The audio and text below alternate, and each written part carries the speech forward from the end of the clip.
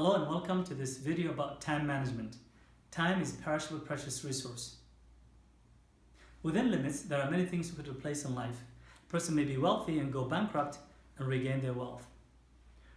We can substitute labor for capital. We can work to earn money. A person may lack knowledge in a particular field or industry. However, that person may be able to gain knowledge for that particular industry or field. Time, however, is inelastic. We cannot store it or replace it. And there are only 24 hours in a day. And yesterday is gone forever and will never come back.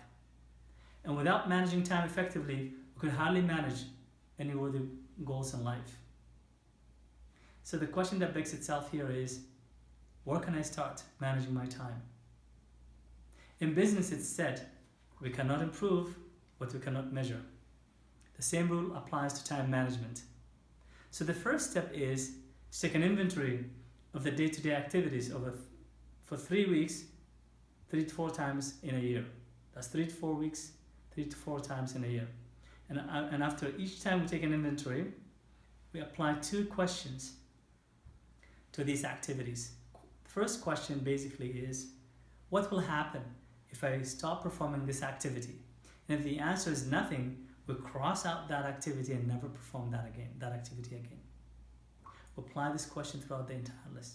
A good example of such activity may be a non-value adding TV program that we watch daily or weekly.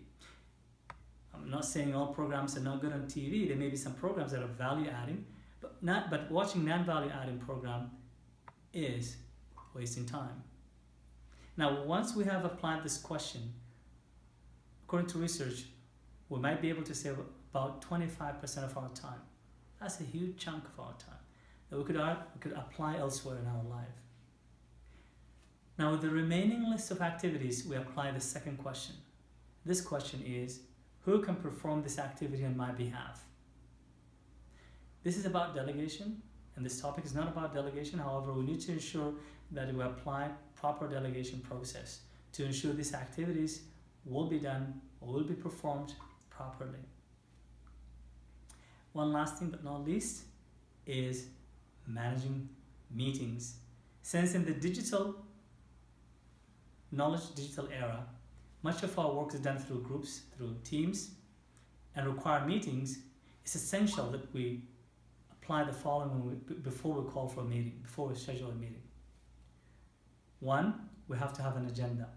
2, we have to make sure we invite only those who can contribute to the meeting. 3, we have to assign actions to those who can deliver the action items.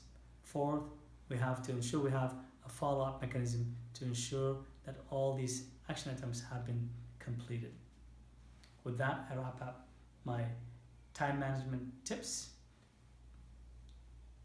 To recap, first of all, time is a perishable, precious resource. It's inelastic.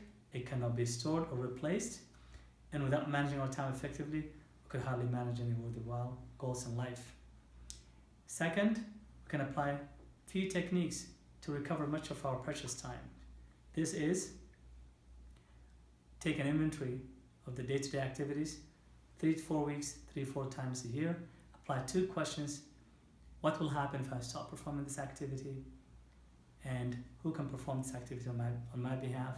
By eliminating those items, we can reclaim about 40% of our precious, perishable resource known as time.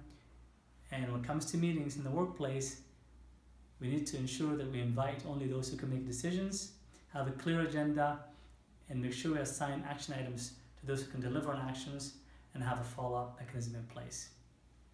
Thank you for watching this video. If you like it, please click on share, and we look forward to having you again.